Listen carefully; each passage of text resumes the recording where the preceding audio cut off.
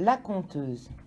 Raconte-moi une histoire, douce mère, sur les ancêtres et leur époque, sur leur façon de cheminer avec beauté en apprenant les voies de médecine. Quand tu racontes leurs histoires, cela me permet de voir l'importance de chaque leçon et comment elle s'applique à moi.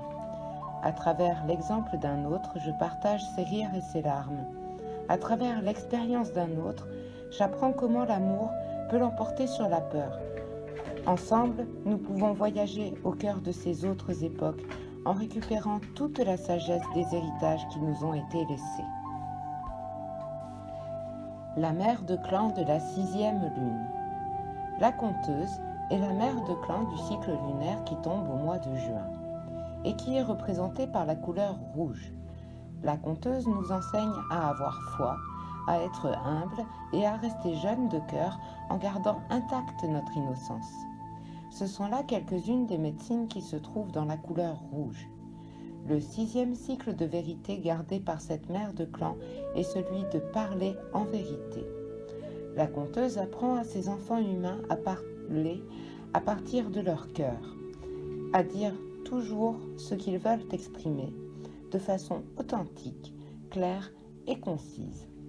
Cette mère de clan est l'enseignante de la vérité et l'éclaireur qui nous montre la foi qui nous est nécessaire pour trouver notre chemin à travers la forêt illusoire de notre propre confusion. La conteuse nous apprend que dire ce qui est vrai est la base de la tradition orale qui garde vivante la sagesse universelle qui traverse le temps. Les leçons durement apprises qui ont guidé de façon sûre d'autres êtres humains sur la route rouge de leur vie physique s'appliquent à tous les hommes parce qu'elles sont basées sur des vérités éternelles. La conteuse nous apprend à utiliser l'humour pour chasser nos peurs et à équilibrer le sacré et l'irrévérence.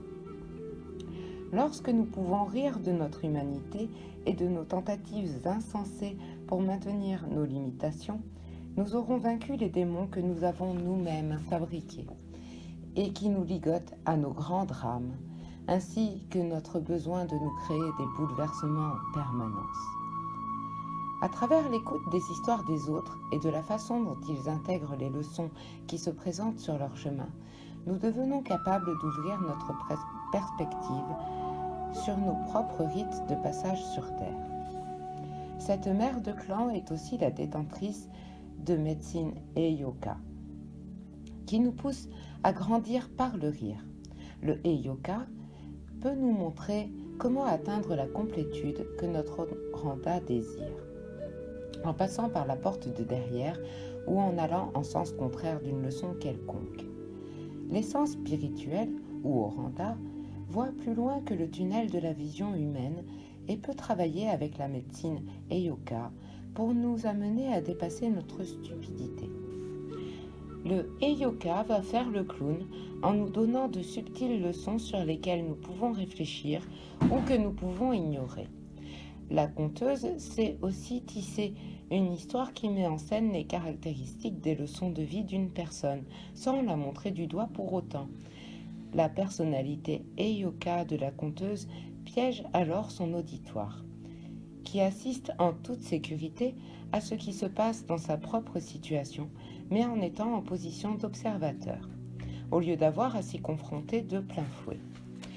La conteuse utilise les dons de la sagesse offertes par les anciens, aujourd'hui donnés en esprit, pour présenter les vérités qui ont été ses ancêtres. Quand la vérité a été utilisée pour résoudre des problèmes ou défis de la vie, ces vérités sont à partager avec les générations futures. La conteuse et son cycle lunaire sont connectés à la couleur rouge parce que le sang est rouge. La sagesse de tous les ancêtres humains et leurs leçons sont codées dans l'ADN du sang.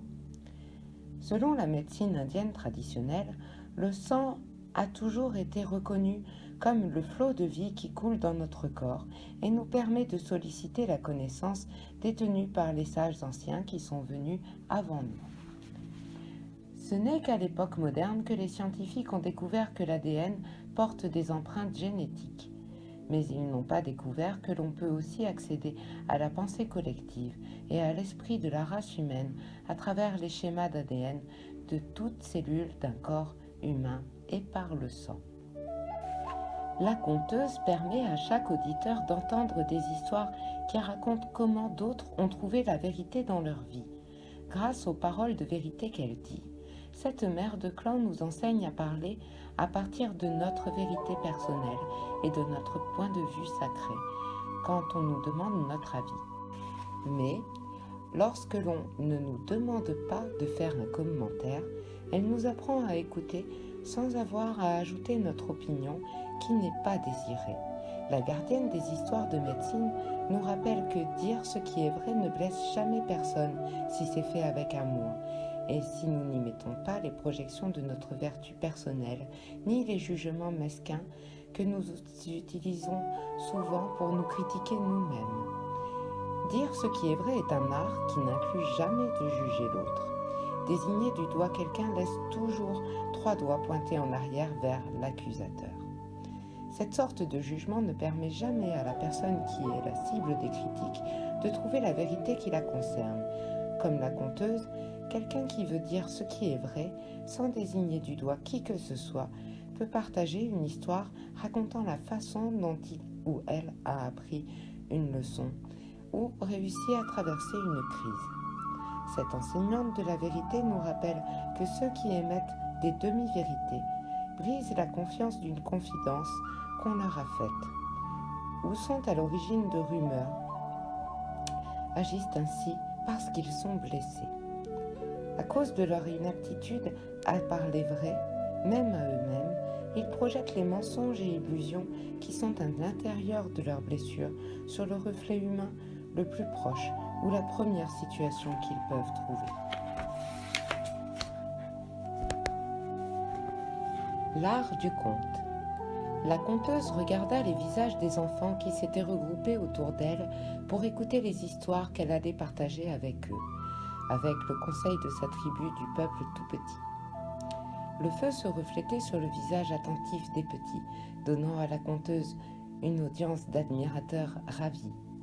L'amour qu'il portait à la conteuse venait de la façon respectueuse dont la mère de clan les traitait. La conteuse avait enseigné aux précédentes générations de nombreux clans et tribus que les enfants sont des esprits adultes dans de petits corps. Le conseil des enfants devint donc le conseil du peuple tout petit. Le ciel de la nuit était sans lune, amenant des milliers d'étoiles dans le champ de vision. Cette nuit commençait le nouveau cycle lunaire de la lune des maturités. Le bol de médecine étoilé du ciel de la nuit donnait à chacun la sensation que quelque chose de spectaculaire était sur le point de se passer. La brise amenait le doux parfum des fleurs de mimosa qui pendaient des branches du cercle d'arbres autour de la hutte de la mère de clan.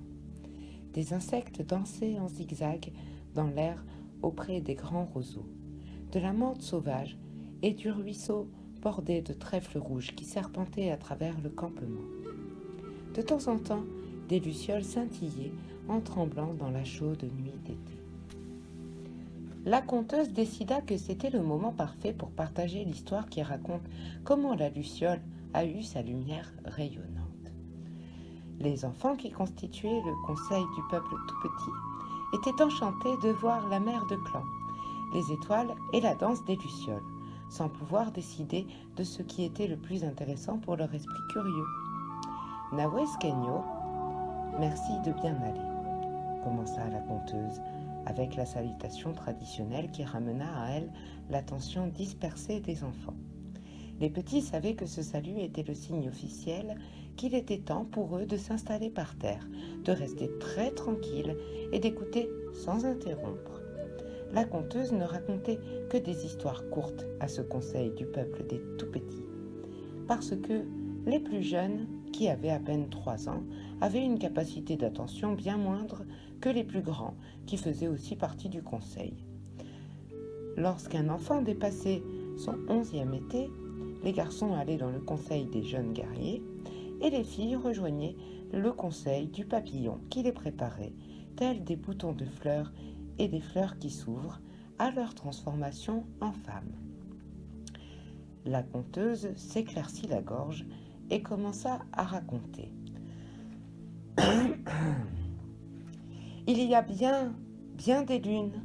On connaissait la luciole sous un autre nom. C'était une étoile, et son nom était celui qui oublie de scintiller. Ce petit frère faisait partie de la grande nation des étoiles et vivait avec ses 7 sœurs étoiles qui brillent toujours avec éclat, là-haut dans le ciel. La conteuse désigna les 7 étoiles dans la constellation du Grand Bison, en montrant aux enfants où la voir. Les 7 sœurs étoiles détenaient les 7 directions sacrées, l'Est, le Sud, l'Ouest, le Nord, en haut, en bas et à l'intérieur. Elles nous ont appris à tous, dans la tribu humaine, à honorer l'abondance que le Grand Bison nous apporte par chacune de ses directions. Celui qui oublie de scintiller était toujours triste parce que ses sœurs avaient la mission de détenir pour le Grand Bison les 7 directions sacrées, alors qu'il n'était pas sûr de sa mission à lui. Il en était si triste que parfois il laissait sa lumière disparaître, et c'est ainsi qu'il reçut le nom de celui qui oublie de scintiller.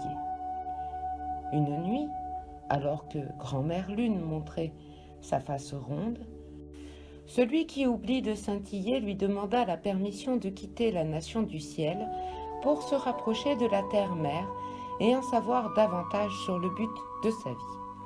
Grand-mère Lune lui dit qu'il pouvait y aller, mais qu'il devait faire attention à ne pas s'en approcher trop près de la terre. Le magnétisme de la terre-mère pourrait l'attraper et l'empêcher de revenir chez lui. Celui qui oublie de scintiller fut d'accord pour faire attention et ne voyager que là où il serait en sécurité. La première nuit, celui qui oublie de scintiller voyagea à travers la nation du ciel jusqu'à se trouver suspendu dans les nuages au-dessus de la montagne sacrée. Son cœur était très heureux parce qu'il pouvait voir tous les petits frères et petites sœurs de la tribu des animaux jouer à la clarté de la lune. Il est là, frère Coyote, et lui demanda s'il pouvait se joindre à lui pour jouer. Le coyote était connu par tous les autres animaux comme le filou, le malin, mais le petit qui oublie de scintiller ne connaissait rien sur les enfants de la terre parce qu'il n'avait été nulle part ailleurs que dans la nation du ciel. Ce filou de coyote lui cria qu'il serait enchanté si son petit frère étoile voulait jouer avec lui. Mais le coyote pensait que celui qui oublie de scintiller était bien trop éloigné. Celui qui oublie de scintiller réfléchit un moment, puis décida de venir plus près, en dansant dans le ciel, tandis que le coyote dansait avec lui sur la terre. Le coyote commença à parler au petit frère étoile très doucement, amenant celui qui oublie de scintiller à se rapprocher encore pour entendre ce qu'il disait. Des paroles amicales de plus en plus douces attirèrent le petit étoile hors du ciel, jusqu'à ce qu'il vienne flotter juste au-dessus de la tête du coyote.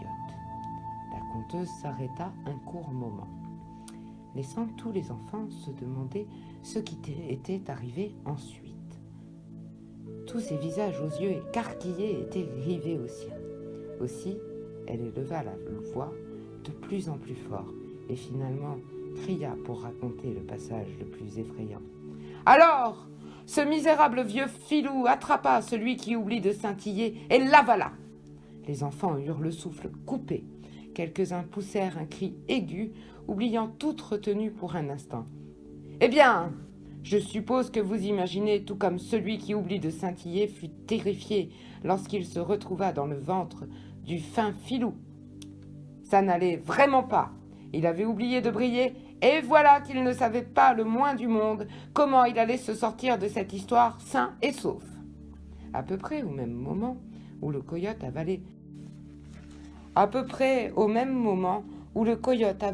le petit frère étoile, grand-mère Lune avait baissé son regard et remarqué que celui qui oublie de scintiller n'était plus visible nulle part. Elle s'était mise à chercher, encore et encore, mais ne vit pas où le petit frère étoile pouvait être. Comme elle se faisait du souci, elle envoya les étoiles filantes, qui étaient ses éclaireuses, à la recherche du petit frère. En ces temps anciens, le peuple des comètes était les messagers de la grande nation des étoiles. Ils pouvaient aller et venir partout. Les étoiles filantes recherchèrent le petit frère du haut en bas du ciel sans pouvoir le trouver.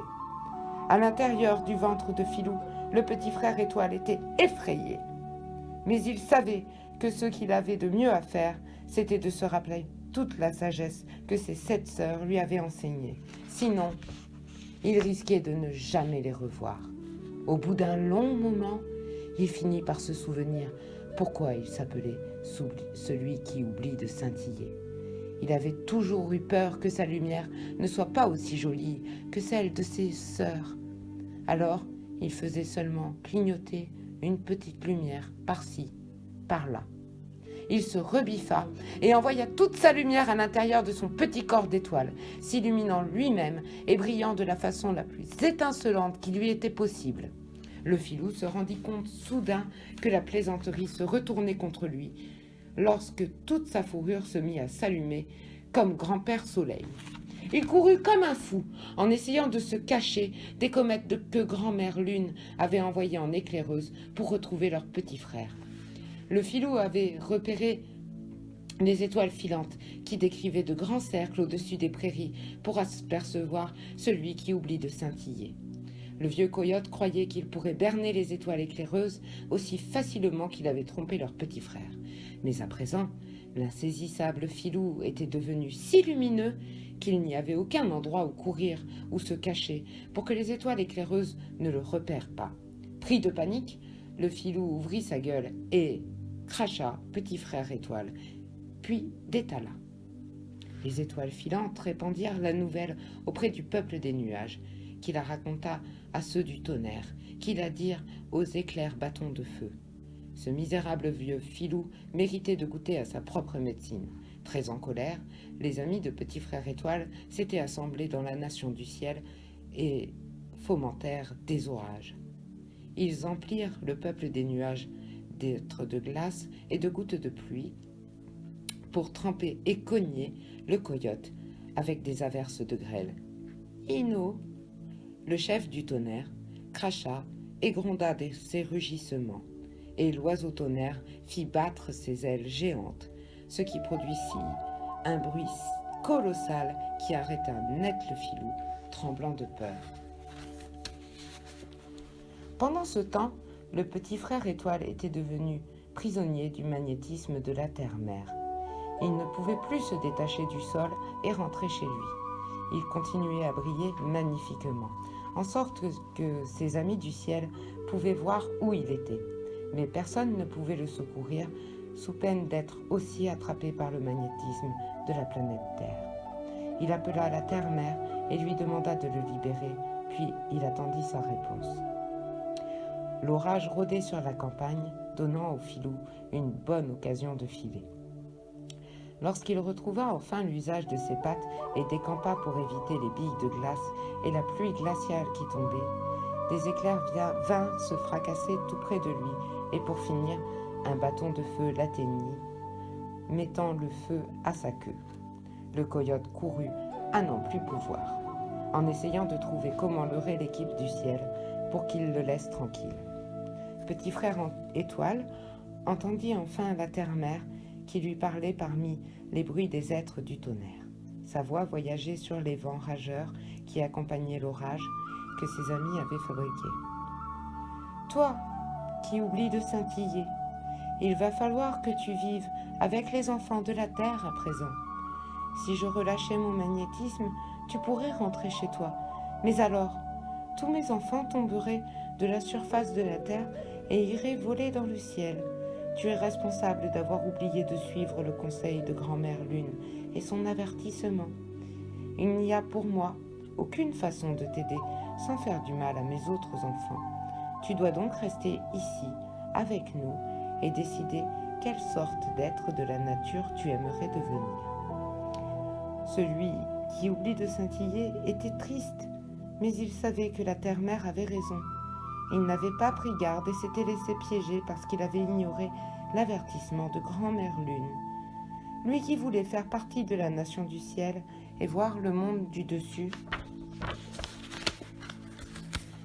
comme il l'avait toujours fait quand il vivait avec ses 7 sœurs.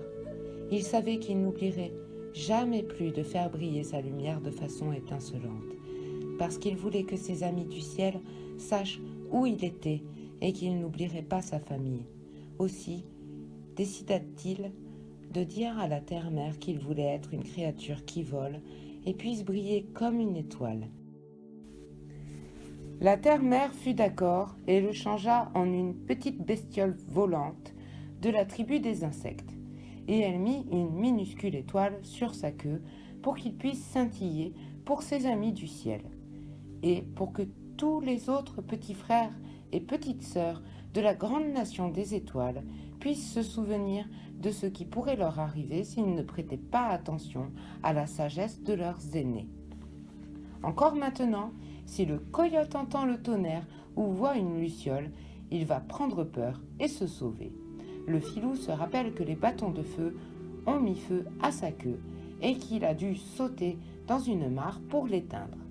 Certaines personnes disent que les bâtons de feu et les êtres du tonnerre ont damé le pion au coyote pour donner la victoire au petit frère étoile et lui faire honneur. C'est ainsi que celui qui oublie de scintiller reçut le nom de ver luisant. Sa queue de luciole s'éclaire pour rappeler au coyote la seule équipe qui ait jamais piégé le filou, le malin, en mettant le feu à sa queue.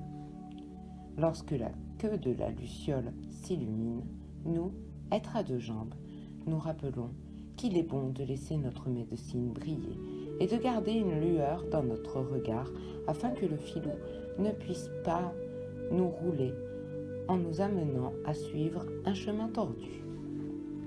Tous les enfants étaient assis, bouche bée ou yeux écarquillés, fascinés par la conteuse, savourant la richesse de l'histoire du petit frère étoile.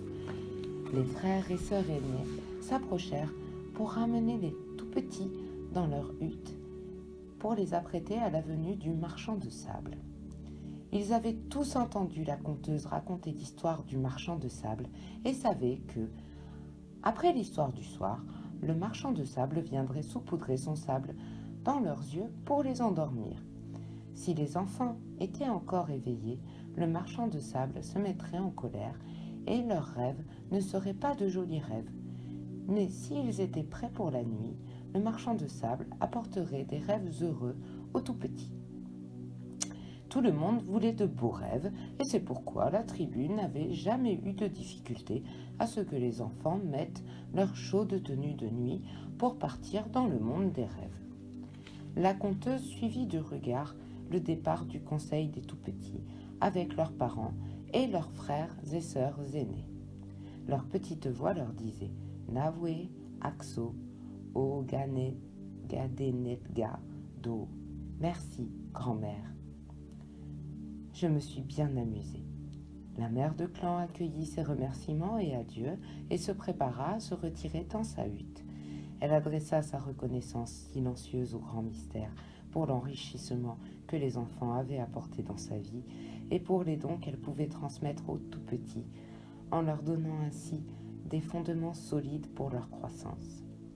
Elle fut tirée de ses pensées par le hurlement du loup, qui cheminait toujours à côté d'elle en esprit. Son totem lui donnait la capacité de créer de nouveaux chemins pour apprendre et enseigner. Les loups des bois, qui vivaient en meute dans les collines au-dessus de la rivière, étaient devenus ses amis depuis les nombreuses lunes de maturité où la tribu était venue s'installer auprès de la rivière. Elle avait souvent observé leur façon de chasser ou de jouer alors qu'elle explorait les collines là-haut. Elle éleva la voix pour saluer ses frères et sœurs en leur retournant leur salut par un hurlement semblable au leur. Ils répondirent de nouveau au salut de la mère de clan, lui indiquant que le marchand de sable lui faisait signe de se reposer et de rafraîchir son corps pour qu'elle puisse rêver des joies qu'elle rencontrerait le jour suivant. Plus tard, la conteuse, enveloppée dans son vêtement de nuit, rêva de Lapi, parfois appelé Petit Aigle Noir. Dans son rêve, Lapi chevauchait le bison, en se régalant des insectes ramassés sur sa fourrure. À la lumière du soleil, brillaient le noir et le bleu sombre irisé des plumes de Lapi, éclatant parmi les touches blanches des plumes qui ornaient ses ailes et sa queue. Dans le rêve, Lapi enseigna sa médecine, qui était le don de soulager la douleur des autres. Petit Aigle Noir apprit à la conteuse que les contrariétés dans le corps étaient un avertissement pour indiquer qu'un changement était en train de se produire. Lapi raconta à la conteuse que certains des êtres à deux jambes refusaient de traverser quelque sorte de gêne physique que ce soit, parce qu'ils ne comprenaient pas que les frissons et la fièvre étaient la façon dont le corps se débarrassait de certaines limitations. Quand la tribu humaine avait compris les leçons de croissance qui résidaient dans le défi de ce qui les gênait, Lapi leur envoyait son esprit pour enlever les difficultés physiques et la douleur. Comme l'aigle dont elle portait le nom, Lapi montrait aux deux jambes comment trouver la liberté. L'aigle enseignait la liberté de l'esprit et Lapi enseignait à laisser la compréhension et la liberté de l'esprit pénétrer dans le corps. Dans le rêve, la conteuse était l'auditoire, de la même façon que les enfants étaient ses auditeurs à l'état de veille. La protectrice de l'humour faillit se réveiller lorsqu'elle partit à rire en entendant Lapi rabâcher à propos de sa cousine des régions tropicales de l'île de la Tortue. Lapi décrivit sa cousine ailée comme possédant le plus gros bec imaginable et des plumes aux couleurs brillantes. Du fait que le bec de cette cousine était si gros comparé à son corps, elle était connue pour mettre son nez dans les affaires de tout le monde. Mais en fait, elle repérait tout ce qui pouvait faire du mal. Le petit aigle noir désigna cette cousine comme le toucan et dit que sa médecine était le système d'alarme de la jungle. La cousine toucan visitait parfois les rêves de ceux de la tribu humaine qui vivaient loin, très loin, pour les rendre plus observateurs. Lorsqu'un ennui ou un danger s'annonçait, le toucan volait à travers la jungle dans le monde tangible, ou bien envoyait son esprit voler à travers le temps du rêve, pour donner l'alerte à ceux qui devaient tenir compte du danger signalé. Lapi suivait presque toujours le toucan, en volant à travers les rêves des humains pour leur montrer comment éviter les leçons douloureuses qu'ils rencontreraient, s'ils n'étaient pas conscients des signaux d'alerte ou de danger qui jalonnaient leur parcours sur la terre rouge, sur la route rouge de la vie. Petit Aigle Noir dit à la gardienne des histoires de médecine à quel point les avertissements de sa cousine au gros bec pouvaient enseigner aux humains à prendre conscience de situations où ils pourraient perdre leur sentiment de bien-être. Le toucan envoyait un avertissement dans les cas où la vie était menacée, rappelant aux impudents rêveurs que la vigilance pouvait les sauver d'une atteinte physique. Comme le toucan vivait dans une partie très lointaine de l'île de la Tortue, c'est à travers le rêve que Lapi avait amené sa médecine à la mère de clan, donnant à la conteuse connaissance de la médecine du toucan pour qu'elle bénéficie de sa protection si jamais elle en avait besoin. La conteuse remercia le petit aigle noir pour sa représentation et pour les leçons qu'elle avait ainsi découvertes dans son rêve. Lorsque la conteuse s'éveilla, elle constata que la lumière de grand-père Soleil ne gratifiait pas encore le ciel matinal. Aussi resta-t-elle allongée en silence, réfléchissant sur la médecine qu'elle avait reçue pendant la nuit. Sa tête s'emplissait d'histoires qui venaient l'une après l'autre, apportant de nouvelles façons de partager la sagesse qui lui avait été amenée. Elle éprouva une sensation de nouveauté en respirant l'odeur des plantes couvertes de rosée que lui apportait la brise du matin. La conteuse écouta la chanson de l'eau de la rivière qui courait auprès de sa hutte et fut heureuse. les traditions orales continueraient à vivre aussi longtemps que ceux qui parlaient le langage des vérités éternelles continueraient à les transmettre de génération en génération, donnant aux enfants humains sur la terre une façon de comprendre leur vie. C'était un bonheur de participer à ce legs oral. C'était un grand bonheur que les animaux qui enseignent veulent bien partager leur médecine avec elles, pour qu'elles puissent la transmettre à travers les contes qu'elles racontaient. La gardienne des histoires de médecine ferma les yeux un moment et vit l'esprit de son nouvel ami, le toucan.